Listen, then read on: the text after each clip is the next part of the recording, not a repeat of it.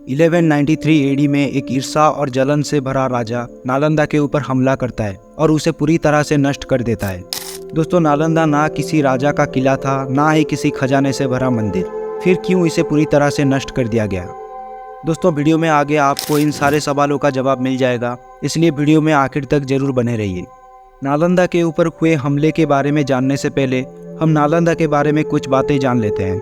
5th century के समय वर्तमान के बिहार में नालंदा महावीरा का उदय हुआ था। नालंदा 3 शब्दों को लेके बना है, ना, अलम और दा, जिसका मतलब है ना रुकने वाला ज्ञान का प्रवाह। 7th सेंचुरी के समय मशहूर चाइनीज ट्रैवलर हुएनसांग भारत आए हुए थे और उनके अकाउंट्स के हिसाब से राजा कुमारगुप्त I ने नालंदा को बनवाया था।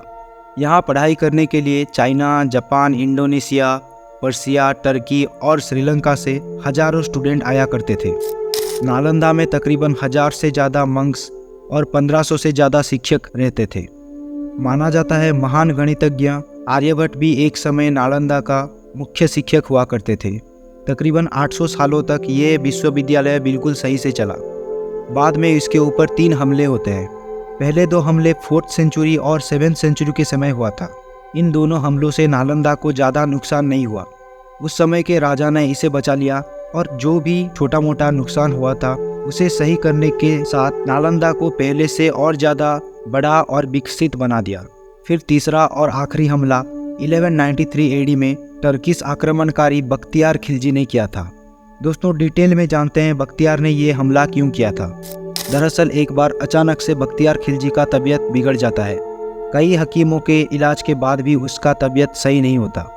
उसका एक सलाहकार उसे सलाह देता है कि नालंदा के प्रधान शिक्षक राहुल श्रीभद्रा उसके बीमारी को ठीक कर सकते हैं। पहले तो खिलजी किसी गैर मुसलमान से अपना इलाज करवाना नहीं चाहता था, पर बाद में जब तबीयत ज़्यादा बिगड़ती है उसे लगता है एक बार तो इलाज करा लेना चाहिए। राहुल श्रीभद्रा को इलाज के लिए भारत से बुलाया जाता है। जब राहुल इलाज के लिए उसके पास पहुंचते हैं, खिलजी उनके सामने एक शर्त रख देता है कि वो उनके द्वारा दिए गए किसी भी दवा को नहीं खाएगा। दोस्तों, दरअसल ये शर्त रख के वो राहुल के काबिलियत का परीक्षा करना चाहता था। राहुल उसे कहते हैं कि वो जल्दी ठीक हो जाएगा और उसे एक कुरान दे के कहते हैं कि उसे इस कुरान के कुछ पन्नों को रोज़ पढ़ना है। खिलजी राहुल के बातों को मान के रोज़ कुरान कुछ समय पढ़ने लगता है। कुछ ही दिनों बाद उसकी बीमारी पूरी तरह से ठीक हो जाती है। दोस्तों, असल में राहुल श्रीभद्रा ने कुरान के पन्नों में एक तरह का दवा लगा दिया था। जब खिलजी उसे पढ़ता था, नाक के जरिए वो खिलजी के अंदर चला जाता था और उससे उसकी बीमारी ठीक होती थी। जब खिलजी को इसके बारे में पता चलता है, उसे ईर्ष्या होने लगती है। वो सोचता है कैसे एक गैर मुसलमान इंसान इतना विद्वान हो सकता है। दोस्तों, नालंदा में जितने भी मॉन्क्स रहते थे उनके ज्ञान का मुख्य माध्यम था नालंदा में मौजूद लाइब्रेरी, जिसका नाम था धर्मगंज। ये लाइब्रेरी रत्नसागर, रत्नोदधि और रत्नरंजका नाम के 3 बड़ी बड़ी बहुमंजिले इमारतों में फैली हुई थी। इस लाइब्रेरी में तकरीबन 90 लाख से भी ज़्यादा किताबें हुआ करती थी। जब बख्तियार खिलजी को इसके बारे में पता चलता है, वो हजारों सैन्यों को लेके नालंदा के ऊपर हमला कर देता है।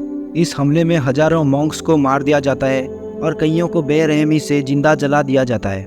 सारे मॉन्क्स को ख़त्म करने के बाद यहाँ के लाइब्रेरी में भी आग लगा दिया जाता है। दोस्तों, मिन्हाज सिराज के लिखे किताब तबाक़त नासिरी में बताया गया है लाइब्रेरी के सारे किताबों को जलने में तकरीबन 3 महीने का समय लगा था। आप अंदाज़ा लगा सकते हो कि यहाँ का लाइब्रेरी कितना बड़ा हुआ करता था। खिलजी का ये हमला इतना भयानक था कि पुनः निर्माण के लिए कुछ बचा भी नहीं था। अभी के समय आप इस विश्वविद्यालय के कुछ हिस्से खंडहर के रूप में देख सकते हो और वो भी समय के साथ धीरे धीरे नष्ट हो रहा है। एक घमंडी राजा के जलन के वजह से हजारों सालों से समेटा गया ज्ञान का भंडार नष्ट हो जाता है। खिलजी का इतना नुकसान करने के बाद भी आज नालंदा से कुछ किलोमीटर दूर एक गांव का नाम उसके नाम से रखा गया है। दोस्तों, आपको इसके ऊपर क्या कहना है कमेंट करके हमें बता सकते हो। दोस्तों, नालंदा को तो फिर से बनाया नहीं जा सका, पर हमारे पूर्वतन राष्ट्रपति APJ अब्दुल कलाम ने नालंदा को एजुकेशन हब के रूप में फिर से डेवलप करने के लिए प्रस्ताव रखी थी। साल 2010 में सुप्रीम कोर्ट ने इस प्रस्ताव को मान लिया था और फिर से नालंदा के ही नाम से एक यूनिवर्सिटी बनाकर तैयार किया गया। आज इस यूनिवर्सिटी में कई छात्र पढ़ते भी हैं। दोस्तों, अगर आपको वीडियो इन्फॉर्मेटिव लगा तो एक लाइक ज़रूर से कर दीजिए और अगर आपको दिल से वीडियो अच्छा लगा तो अपने किसी दोस्त के साथ शेयर कर दीजिए। Thank you for watching.